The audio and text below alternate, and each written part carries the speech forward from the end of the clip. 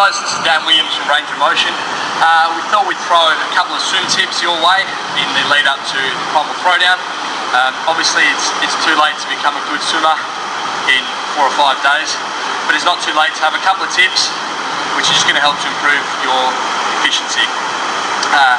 Again, it's too late to be a great swimmer, but hopefully this can help you cram in some stuff. This is like cramming for an exam, so let's see how we go, guys.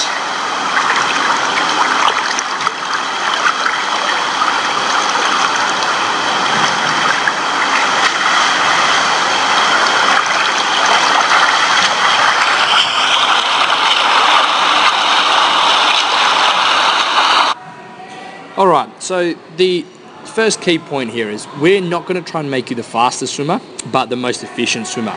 So we've put together 4 concepts, 4 ideas that we're going to introduce that hopefully you can throw into your swimming, see if we can get some improvement out of it. It's not necessarily the fastest swimmer who will excel in a swim wad type situation, but the person who's able to finish a swim, be within a couple of seconds of the leader, and still have a fair bit left in the tank.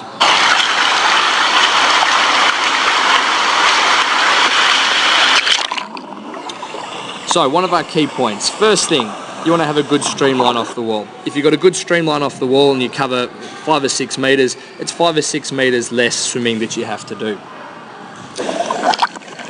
First key point, looking at the body position. You want to be sitting as horizontally on top of the water as possible. So you can see here, when I'm sitting in the water, sitting horizontally along the top of the water, and your spine is neutral just as it would be if you were doing any other movement in CrossFit. There's no difference here.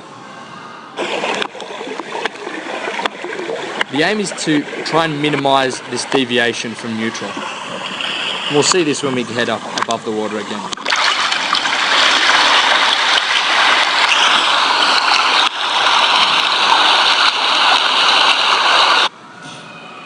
So if we look at this position here, again, my hips are nice and high, I'm sitting nice and high in the water, and when I turn my head to breathe, I'm not lifting my head forward, I'm tilting it slightly and only enough so I can just get a breath of air in. There's not a huge tilt, a huge lift of the head there. Again, sitting inside this rectangle, if I was to lift my head, what will happen is my feet will drop.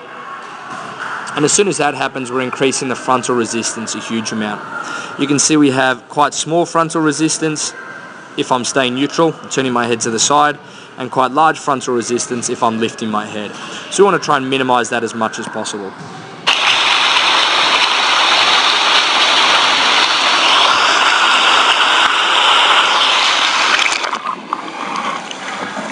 Let's have a look here at the reach. If you're taking a good long reach, it's going to reduce your stroke rate. The longer your reach, the less strokes you're taking, the more efficient you're going to be.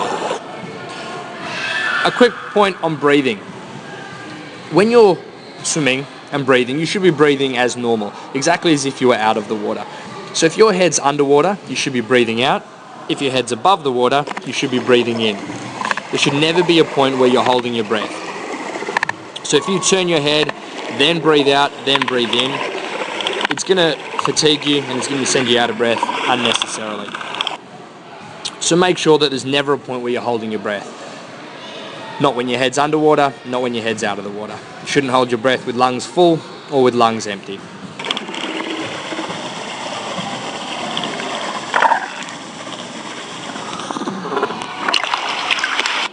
So your 4 key points. The first thing is body position. Make sure you're nice and upright in the water. The second point is trying to manage any deviations from that neutral spine. So a slight head turn to the side, but not a lift of the head. The third point, make sure long reach. If you can drop down your stroke rate, you'll take less strokes and therefore be more efficient for the same distance. The final point is breathe as normally as possible. If you're breathing normally, you won't be out of breath.